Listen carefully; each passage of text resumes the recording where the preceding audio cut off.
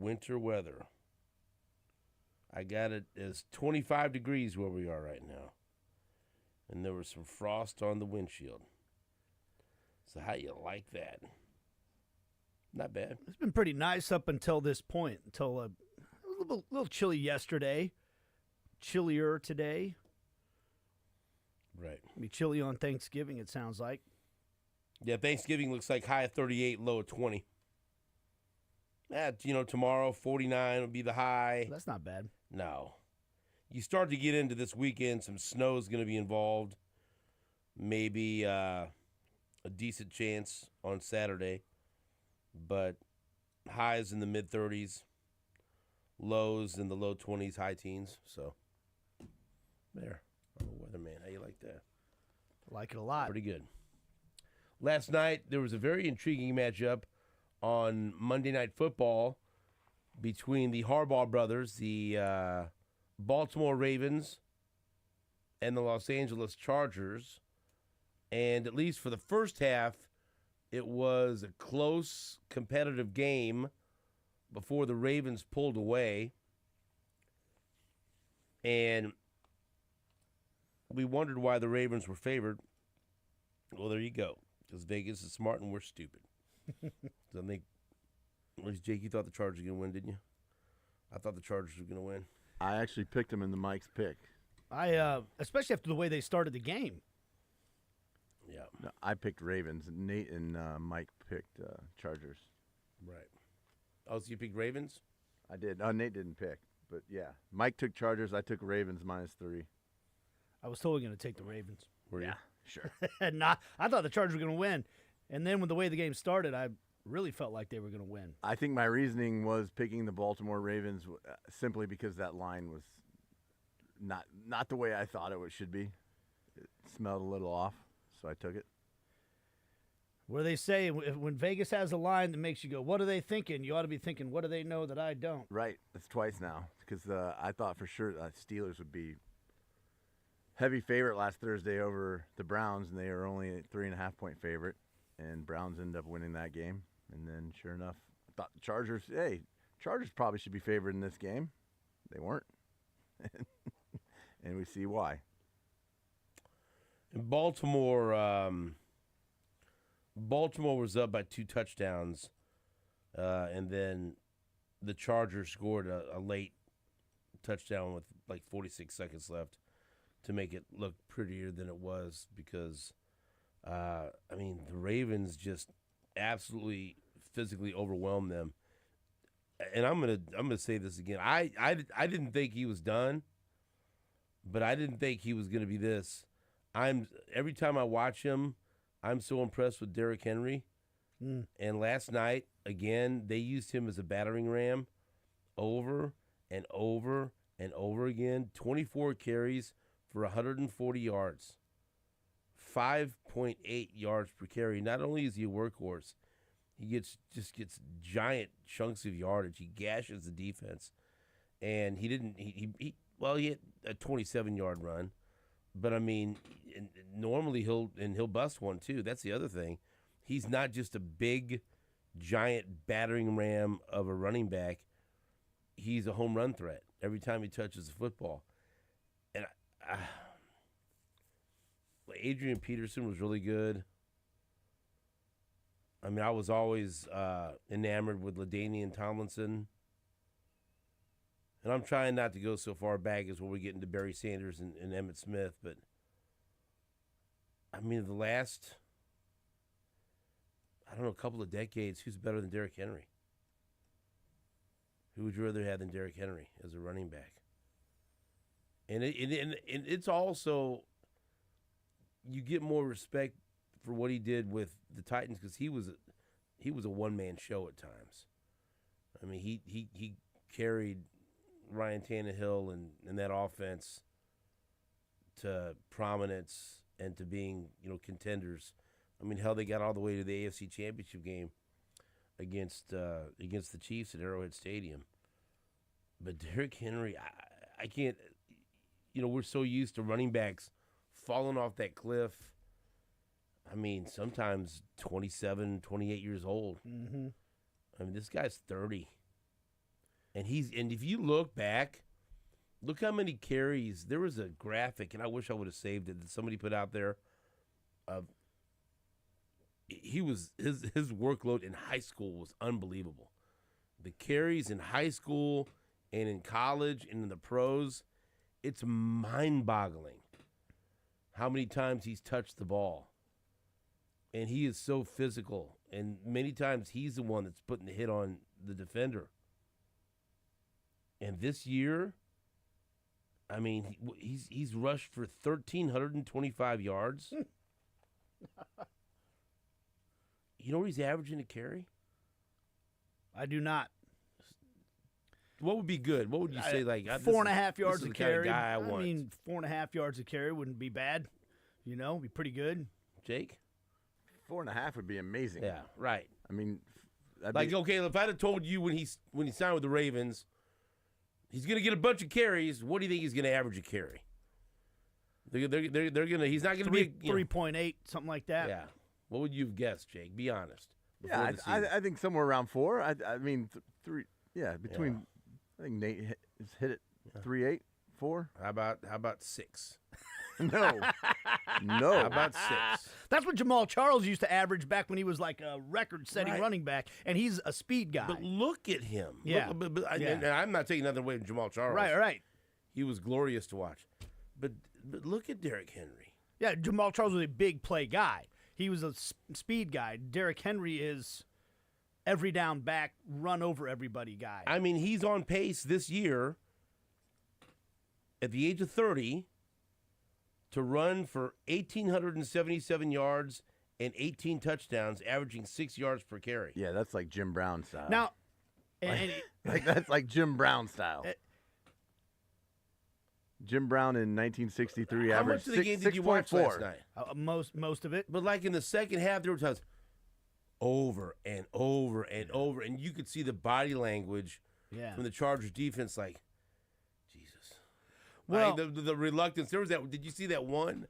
There was slow mo and Aikman and Buck replayed it, and they were laughing about it. One defender was literally hanging on for dear life onto Derrick Henry's ankle, and it was almost like a big brother and a kid brother when the kid brother's holding on to his foot, and the big brother's still, and he just took him for another 3 yards, but you could see the look on his face, like, oh my God, I got his foot, you know. Somebody else want to grab the other one? It's wild, and I thought like we were having the conversation. You think he'll get 1,000 yards? Like, yeah, probably, yeah. You know, it's a perfect spot for him. It is a perfect spot. But this is that, you know. Yeah. Well, and it's in a day and age where the every down back is a rare thing. Like you were talking about, what other running backs in this past generation would you compare him to, or would you say is good? There aren't that many teams. It doesn't seem like it's like this guy's getting 20+ carries in today's NFL, and he's doing it for this long. Like right now, just this year, we're watching 2 unbelievable seasons from Derrick Henry and Saquon Barkley. Both free agents, by the way. And both guys at least making a run at 2,000 yards. Yeah. A reasonable run where at least now we have to look at it. Now we're like, okay, they got to average so many yards over the final few games. And Saquon Barkley is just like, that's why I said yesterday, you should start talking about Saquon Barkley as at least a top 3. I think most people are MVP candidate. I mean, what he did the other night, 300 total yards from scrimmage and over 250 yards rushing, and it's amazing. And it's just got to make you sick if you're a Giants fan. It's just got to make you sick of your stomach, And if you're the Titans, you weren't going to go anywhere. It was probably time to move on and reset the franchise, but then you see, like, it makes you appreciate him even more. Like, man, he was that good. He did carry us. He did carry this franchise, because and I don't know, like, the one thing I've said about him, with all these carries and at this age, is he still going to be doing this in the postseason? Right? Is he going to wear down? Doesn't look like We're November 26th, and last night he did not look like he was wearing down. It's frightening, because and then you make the point somebody was tweeting about it last night. Some of the Chargers defenders look bewildered because they go from trying to tackle Lamar Jackson in the open field to the next play trying to tackle Derrick Henry in the open field, and it's just like, they look shell-shocked. And in that second half, Baltimore just absolutely overwhelmed the Chargers physically. And then you could see, and also I thought that losing J.K. Dobbins at the half to a knee injury took a lot of the wind out of the sails for sure of the Chargers offense. But you did see, like, hey, the Chargers have a nice record, but the Ravens are better. And the Chargers aren't really there yet. They're going to make the playoffs, and they could be a tough out. But you saw the differences last night. Yeah, losing all those wide receivers for the Chargers. Ladd McConkey's obviously going to be a really good player. But and I will continue to, I like, Xavier Worthy, but I pined for McConkey, and sometimes I sit and wonder what he would have been in this offense. Yeah, he's good. But losing all those other wide receivers is clearly hurt because they were not able to capitalize on that poor Ravens pass defense the way it looked like they were on the first drive of the game when they were right down the field. The injury to Dobbins being big, but I think that's clearly part of the problem for the Chargers right now is they've got a young, good wide receiver, but the rest of their wide receiving core is not very potent right now. I thought it was interesting too that, and were they going to win the game? Probably not. But man, they were down 2 touchdowns, and it was in the fourth quarter, and they had the ball in good field position. And it was fourth and long, but I couldn't believe Jim Harbaugh punted. Where was it? It was 4th and 18, but it was at the Baltimore 48. And you're watching his other brother on the other sideline go for every 4th down, no matter where it was. There was that point where they went for it from their right before early halftime, in the game, their own 16, from their own 16. Yeah, and like even the broadcast crew was like, well, they're really going to go for it because remember they did the Mark Andrews. They sent Lamar out there to try to get him off sides, and then there was a timeout. Then they sent him back out there. They're really going to go for it. And it's a lot easier to go for when you have those weapons right and 4th and short, but still at your own 16, not everyone's doing that. That's ballsy, but it was. I mean, I know it's 4th and 18, but that was a wave of the white flag that I didn't expect. With 7:16 left in the game and you're down 2 touchdowns, I mean, you're at the 45. I mean, you gotta throw the ball up there or something. I don't know. That was weird to me. I guess if it's 4th and 18 is a long way. Yeah. I mean, I guess I can understand it. Just but I mean, 2 touchdowns with 7 minutes left. You're going to have to get a stop right away. Right. You're no longer. I mean, it just didn't feel like you're no longer trying to win the game. You're trying to get it over. I don't know. It was just an interesting comparison. Because I'm going to go ahead and tell you, John Harbaugh's going for that.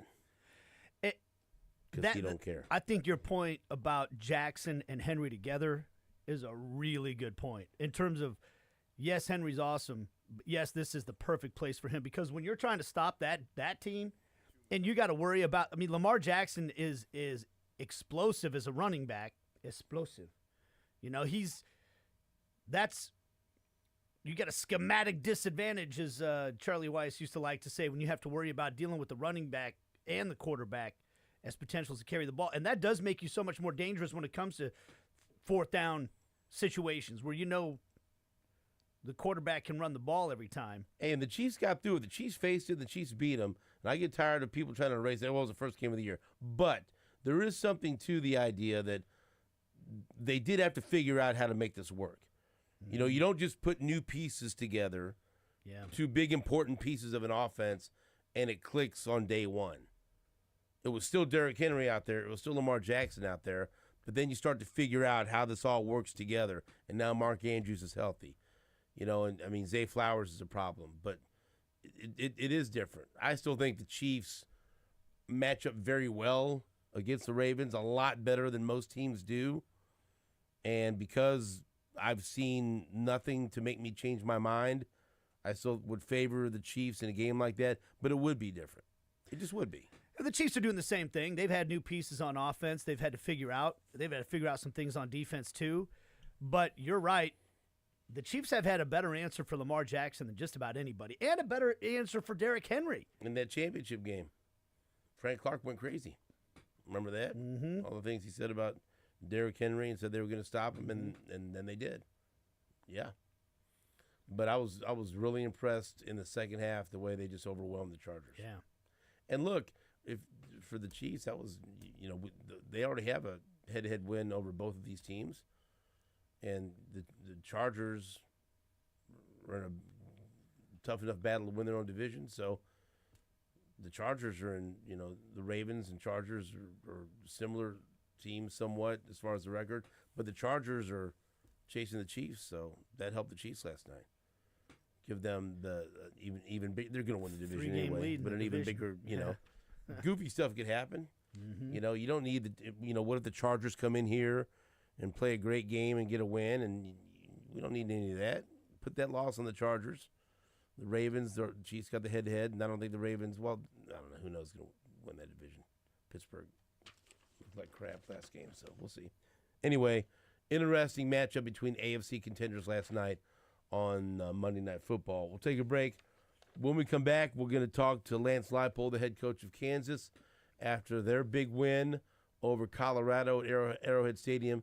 The third consecutive win, the first time ever in FBS history that a team with a losing record has won 3 straight games over ranked opponents. That's never happened before. And we just watched it happen on Saturday at Arrowhead Stadium. We'll take a break. Back after this on WHB.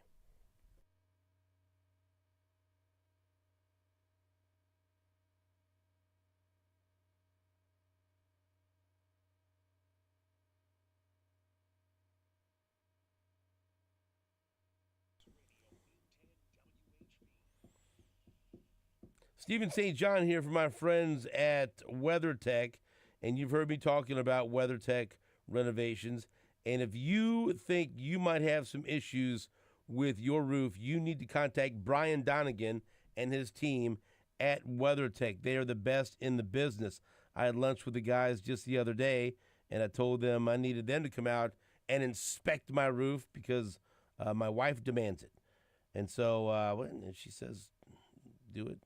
Okay, time to do it. But if you think maybe you have an issue with your roof, you don't want to get up there. You need to make the easy call to the trusted local roofing professionals at WeatherTech Renovations. One quick call and one free inspection can protect your home or business. 816-988-8957. 816-988-8957. Or online at WTRenovations.com. If you see a discolored spot in your ceiling due to an aged roof or any recent storms, that small spot ignored over time could lead to bigger problems down the road. And whether it's your home or your business, and whether it's repairs or a complete roof replacement, WeatherTech's expert staff will get the job done right so you can protect your investment and you can trust them. They're great people. So again, Brian Donegan and his team at WeatherTech Renovations are ready to help you now. One quick call and one free inspection can protect your home or business. 816-988-8957 or online at WTRenovations.com.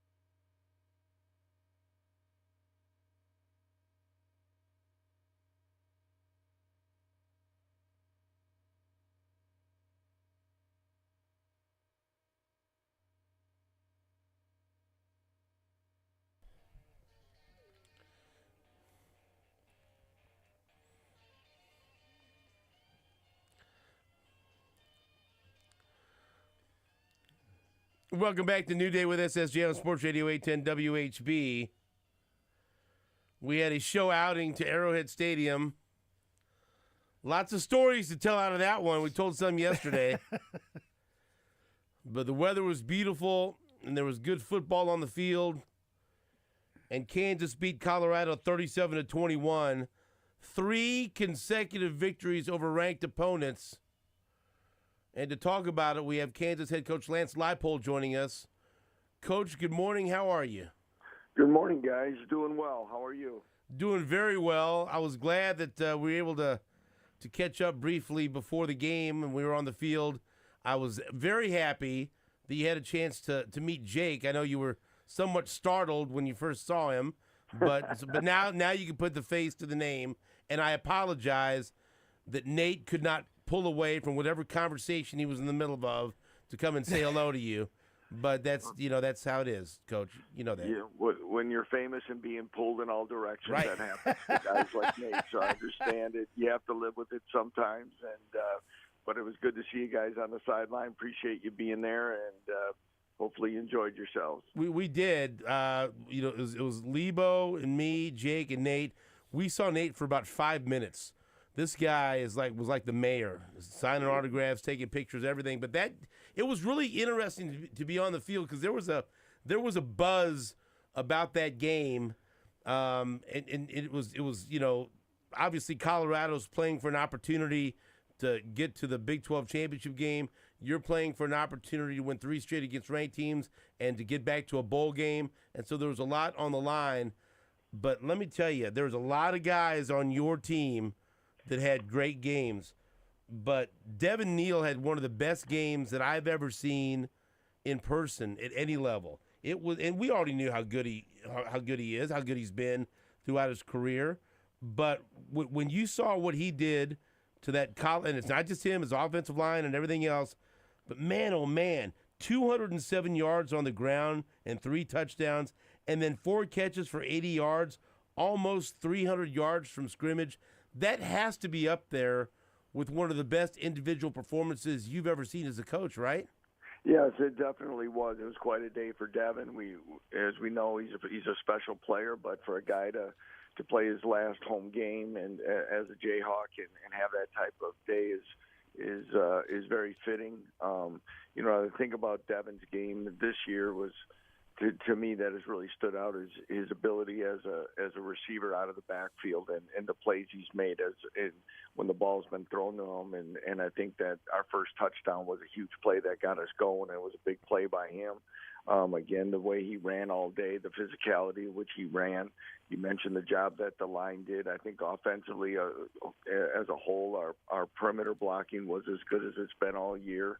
And our guys were excited about the opportunity and really rose to the occasion of the challenge. And he had 37 carries. You talk about a workhorse, and overall the team had 57 carries. That has to be very satisfying for an offensive line and for a coach to watch a team physically dominate and just over and over again be able to run the football at almost 6 yards a clip. Tell me about just the running game overall and what the plan was and how you guys executed it, because 331 yards on the ground is spectacular. Yeah, it was something that, game plan-wise, is something we talked about, that we had to be the more physical team and win the battle at the line of scrimmage. I mean, you could say that each and every week, but in a game like it was going to be very important. It's going to be important for us to control the ball as much as we could. As you could see how explosive they were at times during the day. I think we held them to 42 offensive plays run.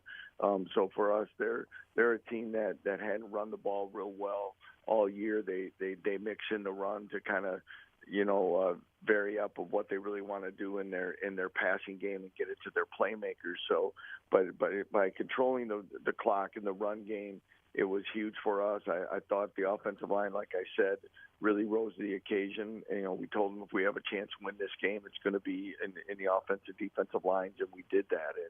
And one of the things, guys, that I thought was the things that we didn't do early in the year is that when we had maybe a lead and we needed to milk the clock and do some things, we weren't able to do that early in the year. We got the ball, I think, with 6 minutes and 22 seconds left in the game, and ended up running out the clock and taking a knee to end the game. Yeah, you guys did just close the game out strong, and it seemed like you just wore down that Colorado defense with the way that you ran the ball, and it was great to see, Coach. I was very disappointed I didn't get to say hi to you before the game. The person I was talking to, because I remember seeing you come out and say hi to the guys, was Daryl Stuckey, who's on your staff. Well, you get with Stuckey, you're not going to get out of that conversation very quickly. I know that sometimes. They say the same thing about Bukaty, yeah. So that might have been the stars aligning right there, Coach. We're both KCK guys, and we both have a lot to say. So, but you know, Coach, and I know he's on your staff, and we also got to see Chris Harris Jr. On the field before the game as well, and it brought back a lot of memories because I was the sideline reporter back when those guys were there, and they played those Armageddon at Arrowhead games against Missouri, and you have the best secondary that Kansas has had since those guys have been there, and I'm wondering what it's like having guys like that around the program to help mentor the young corners that you have right now. It's great when those guys come back. A guy like Daryl's been with the program since I was hired. He was actually part of the hiring committee, so to speak, that actually came to Buffalo to speak with me. So I had a chance to be around Daryl a lot. He's a quality man, family man. Obviously, his success and how he's come through it, and he's a great inspiration because most of his NFL success was done through special teams and doing it the hard way and doing that. So, but he's a great man of value, and he does a great job mentoring our players in the role that he has. Having some of the former players back is huge because you see the pride. You get a chance to, our guys always eat it up when there's former guys or guys that have played in the league are back around. They all want to try to get there. So all those things are very favorable in a setting like that. And again, a program like Colorado has kind of brought some of those things, to our conference and to college football. There's, I think if there was one game all year that people talked about wanting to come see for various reasons, it was the one on Saturday, and I'm so proud of our program for the way we played. So when I was talking to Chris Harris Jr., I was telling him, I was like, man, these two corners, Dotson and Kobe, they're like the best corners since you and Aqib Talib were there. And he said, hey, keep an eye on these two guys. We got young players out of Detroit, Jalen Todd and Jameel Croft, and he was pointing them out to me on the field. He said, you got to keep an eye on them. They're the next ones in line, and he really liked them both. And then I know that Jalen Todd, I saw a write-up on him in the Lawrence Journal-World about what a good game he had the other day. What can you tell us about these young guys? Because it seems like, especially defensively, you've had young players that are freshmen or redshirt freshmen really step up for you as the season's gone on. Yeah, we've had some young players do it, and that's part of what you want to be when you're going to be a developmental program, and we want to continue to do that even in the transfer portal era that we're in, is that you still want to bring in high school players, develop them, give them opportunities. Jalen Todd's a young man who had early enrolled last spring, put on 30 pounds in about 6 months. He, as Coach Matt Gildersleeve, our strength coach, says, he gave him the nickname One Time because all you have to do is tell Jalen one time to do something, and he's going to do it. And he's worked extremely hard.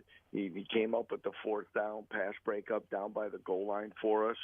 He played over 40 snaps, I believe, in the game, which is by far the most he's played for us all year, based on just the packages that he was put in. He got his most playing time, and we're excited about him. Jameel Croft's a young man that's awful talented, a physical corner. He's played some special teams. He unfortunately had the kick return against K-State where he stepped out, and again, that part of that play was Jameel's wanting to help this football team and his aggressiveness of being a player who wants to make impact plays, and we feel really good about him. We also have another true freshman corner in Austin Alexander who's out with after surgery on his wrist that we feel is another talented young corner these guys are going to be the new generation of guys after these two seniors leave. Lance Leipold is our guest. All right, Coach, next up, you go play Baylor in Waco. And Baylor, I mean, you can make the argument, I don't think there's much of an argument, that your team and Baylor, they're the two hottest teams in the Big 12 right now. Baylor has won 5 in a row. And so they're rolling. You've got your team rolling. After looking at Baylor and starting off 0-3 in the conference, after studying up on them in preparation for this game, how have they turned things around? Well, it'll be a big challenge for us. Dave Aranda is a guy that they made some changes in their program. They made a quarterback change after a few games, and has definitely paid off for them. Like you said, they're the hottest team in the league right now with 5 straight wins. They're well balanced on offense. They have as good a tight end as we've seen all year. They're physical up front, and they have a good physical downhill running game. Playmakers on the outside defensively. Dave Aranda's taken the defense back over as the head coach, and as you know, he was the coordinator when LSU won the national championship. He's an outstanding defensive mind. They're playing well in all 3 phases, and I know I say that a lot on this day, but they've returned punts and kicks for touchdowns. They're a little bit different in the return game, as their returners are bigger, physical runners. Not sometimes you always have the returner that's a smaller guy and kind of a guy that can make you miss with quickness. They've got more powerful runners with good speed in the return game. They've been excellent, like you've mentioned, being probably the hottest team in the league. And we've had a grind here of 4 straight ranked opponents of games, 3 straight wins. And we've got to make sure that we match the intensity, especially when we go on the road, and a chance to get a 6th win. Coach, I've always enjoyed watching bowl games. That's one of my favorite things about being a sports fan, the bowl season. I mean, some people try to lessen the importance of what a bowl game is, but like say for your team, and you've got such a big, senior class, and you've got a bunch of young players that can really benefit from the extra practice, and also to have that reward for turning the season around and winning all these games down the stretch. Can you maybe just give me your thoughts on the importance of achieving a bowl game and having a chance to finish things the right way this season? Yeah, I think, it's been a long fall for us, as we've talked many times, and have an opportunity to keep this group together another month, because it's been such a special group for this program. They're doing things that haven't been done here before. I think would be extremely important, and as you mentioned, for the younger players to continue to get development and practice time. But, with the college football playoff and everything, as you said, the Bulls kind of get pushed back a little bit and looked at differently. And I look at it also as a way that, society-wise, we're always in a hurry to get through everything and in a rush to grow up and a rush to do the next thing. And some things about this, as I try to tell our players, is, we get 12 guaranteed opportunities only in college football, and to get a 13th game. And if you love the game and you love what it's all about, these experiences are something we all should embrace, and we have a chance to go out and compete. And hopefully, because someday it won't be there for us, and there'd be a time what any of us would do when our careers are over, what we would do to have one more opportunity to do that. And hopefully we can play well this weekend, find a way to get that 6th win, and hopefully have that opportunity to get that 13th game. Speaking of things going by fast, I know just a moment ago you said it was kind of a long fall, but, going into this season, it was going to be a full year of not playing in your own stadium. And we've talked to you about what it's been like. You just had your last game at Arrowhead, and for it to end that way with the big pomp and circumstance of Deion Sanders and his crew coming to town and the performance that you had, now that you have it in the rearview mirror, what do you think you remember the most about the games that you played and just that experience of having a season at Arrowhead Stadium? I think there's still something about, and once we get back here in our new venue, we'll have some special feeling to it, I'm sure, when we take the field and that. But, anytime you enter stadiums with tunnels and the electricity when you take the field, things like that, momentum of certain parts of games, I think where – I thought all in all, I didn't even really look and see what the attendance mark was for the game, but it got loud on Saturday, and you can see why when the Chiefs are playing and the place is packed, and really what that place can do for a home team and things like that. So I'll just think about really the experience of having a chance to play there, and I know our players embraced it. I never heard anybody complain about it. And, again, it'll be a special time. And, again, we thank the Chiefs organization as well as Sporting KC for the opportunity to help us out this year. Coach, as always, thank you for the time. Good luck down in Waco, and we'll look forward to talking to you again next week. And also, happy Thanksgiving to you and your family. Well, I appreciate it, Stephen, and you and Nate and your families and all the listeners. Happy Thanksgiving, and appreciate it. You guys have a great week. Rock Chalk. That's Coach Lance Leipold, who joins us every Tuesday, and I'm just glad he came on the show after Nate ignored him on the field before the game. So, because you never know. I think you're mischaracterizing that a little bit. All I know is we went to the game, and I am the one that verbally demanded field passes. Greg Gurley came through. You were the go-between. Yep. But Greg Gurley came through, and I thanked him. He showed what kind of guy he is. And the number one purpose for us going on the field was what, Jake Gutierrez? We had two goals. Right. The first was to say hello to Coach Leipold and thank him for coming on the show. Right. The second was to say hello to Coach Gary Barnett and thank him for coming on the show. For a decade and a half. Right. And you guys got both of those things done. Decade and a half. But both times we're looking for you, and you're nowhere to be found. And we're texting you, and you're trying to get us to try to convince us that Gary Barnett's going to be on the Kansas sideline. And we're like, why would he be on the Kansas sideline? I did not. He was going to have to come through the stairwell but you on know, that side. don't But you wanna didn't stop know him if when he was he's coming walking. through the tunnel or walking up the. He's over there, and he's standing Midfield. there, flanked by Vahe Gregorian and Dennis Dodd. I saw those two. Okay, and he's there, and we go up to him, and again, initially somewhat startled by Jake because they hear him and they're well that's then he was glad to see him, gave me a hug because we've talked for so long. Yeah, yeah, I was very disappointed and so not to see him. Lebo's there, and Todd's I'm Lebo, Lebo. Like, you old son of a bitch, Lebo. That's what everyone's, Yeah. Lebo's trying to minimize, I'm just in there with, we know who you are. Yeah. Everyone knows who you are. I think the most confusing part is just like how you got separated from what? No.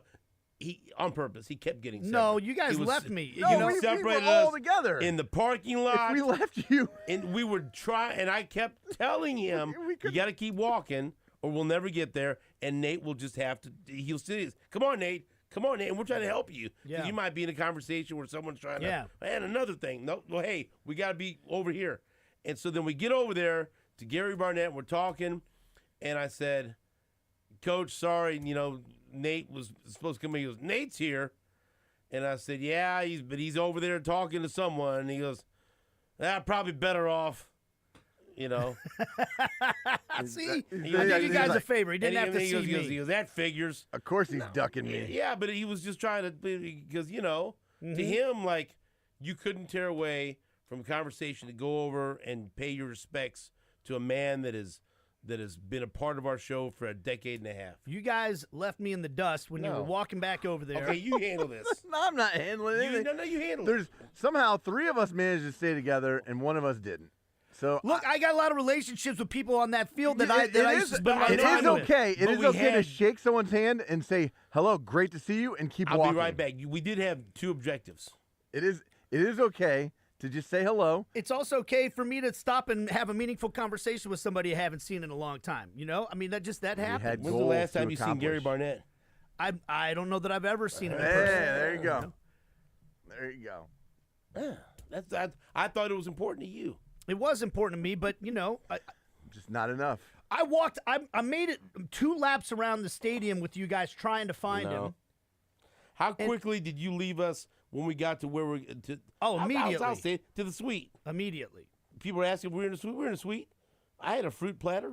That's all I wanted. I ate popcorn. But my question is, how quick you didn't even go in the suite with us? I got to go down here. I spent the first half in another suite. But listen. Who picked you up and took you to the game? And then left without me. Who? We all left together. We all asked. Look, as well as I do, that in a situation like that, we got a ghost. Yes. We look around and we don't say goodbye. Yeah. I know. I was just throw the smoke bomb down, and all of a sudden we're just not there. Yeah. Because you start saying goodbye, that's an hour. Yeah. At least 45 minutes. Right. Right. And I get it. Like I love Kansas. You guys, you're there to watch and have some fun at the game. But I needed to see the end of that one. That was a special That's moment. fine. I needed to stay, so I did, and I found a ride home. That's fine. With a one Greg Gurley. I like the fact that we drive all the way back to your house. We pull into the driveway, and I'm imagining little Andy comes running out to say, "Daddy's home, Daddy." Nope. Lebo sorry, and Andy. Jake get out of the car, and I just drive off. Yeah. Oh, Daddy's not home. Did Lebo leave his car? Yeah. Yeah. No. Like Somebody left their car. What? nobody left their car. Okay, so there was a car in front of my What are house. you talking the about? next Why would day. you leave his car there? I don't know. That's what I was wondering. No. Must have been a neighbor's. Did you have a good time? Damn neighbor. I had a wonderful time, and I was really, it was tough because I got to see Daryl Stuckey, who is one of the best humans. He's just a great guy, and we were talking, but I know this is rich coming from me. He was in the middle of a long story about the game against Missouri, the Armageddon at Arrowhead, and I saw you guys talking to fine. Leipold, and I couldn't just in the middle of his sentence, hey, hold that thought, Daryl. I got to go say I'll be hi right to back. somebody more important. I'll be right back. I'm not going to do that. And so I waited till the end of the story, and then I went to run over there to you guys, and he had already walked off. Yeah, you he know? saw you coming. Right. And he ran off. And so then I tried to introduce myself And then to you introduced yourself wife.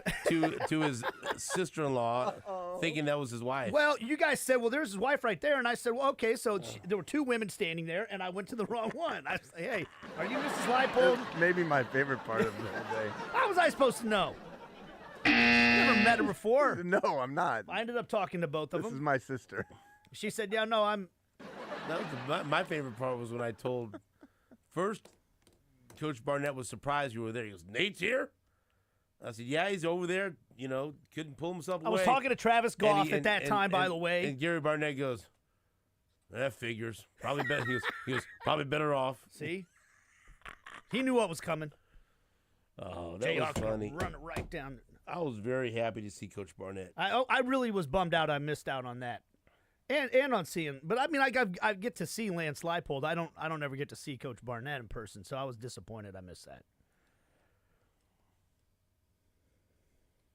We had a blast. It was a lot of fun. We're doing ginger shots from Casey Health Club in the parking lot. That's right. How many times did Steven get stopped by people on the way into None. the stadium? Jake? Zero. A lot. Once. No, that's not true. One time. Multiple times. What are you doing here? One time. No, people were loving you. What are you doing The first here? tailgate we stopped at, hey, Border Patrol guys. Yeah. Those guys loved you. Yeah, everyone loved me until I put the Mizzou game on in the suite. Let's look. Let's just call You let him watch. Steven's gambling woes continue until they didn't. Yeah. You know what? People were questioning that, and then Jake walks up to everyone when I'm watching the Mizzou game, and he goes, "Let the boy watch." And I did. I mean, look, I was living it up. I'm watching the game, the live game. I'm watching the Mizzou game. I have a delicious fruit tray with blueberries. Ooh. You got blueberries and pineapple, then that's a good fruit tray. I loved it. I had a blast. I drove. I can't It was a believe I beautiful drove. day, too, Yeah. man. It was gorgeous out. Let the boy watch. I even held down the ginger shot. I didn't throw up. There's a rap at the door. Yeah. Gabriel. I started watching Mizzou. They got to win. Somehow we watched Florida upset Ole Miss with a Florida guy from Florida who was dressed in Florida gear who just appeared like, hey, all right, this is meaningful. Let's watch with him. He's going crazy. You missed that. Didn't he have like a Texas A&M hat on or something though? he had Arkansas. Arkansas hat on. Florida shirt. Florida Yeah, shirt. But he took was ownership confusing. in that win. Yeah. He was very I don't happy know. to take pictures of all of us together, which was No nice idea. of him. We'll be right back after this with Mark Borick. You're on Sports Radio 810 WHB. A rap at the door. My young son Gabriel walks in. My wife says, "No, Gabriel, leave." I said, "No, let the boy watch."